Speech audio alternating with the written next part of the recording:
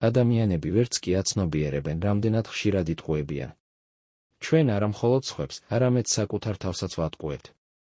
თუმცა ტყუილი იშვიათად არის სრულყოფილი. მას ყოველთვის თან ახლავს სახის მიკროგამოხატვები, სახის კუნთების წამიერი, ძლივ შესამჩნევი მოძრაობები, რომლებიც გულწრფელ ემოციებს გამოხატავს. ადამიანმა შეიძლება თქვას, რომ მშვიდადაა, მაგრამ მისი სხეული დაძაბულობას აუცილებლად გამოავლენს.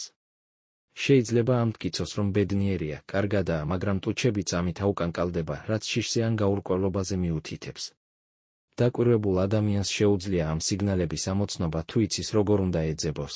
სიცრუის ნიშნები შეიძლება გამოიხატოს სახის მიმიკების ცვლილებებში, სხეულის მოძრაობებში, ხმის მოდულაციებში, ნერწყვის ყლაპვაში, ძალიან ღრმა ან პირიქით, ზედაპირულ არაღრმა სუნთქვაში, სიტყვებს შორის ხანგრძლივ პაუზებში, წაცდენებში, სახის მიკროგამოხატვებში, არაზუსტ ჟესტებში. უფრო დეტალურად თუ როგორ ამოვიცნოთ სიცრუე, შეგიძლიათ გაეცნოთ წიგნში „სიცრუის ფენომენი“.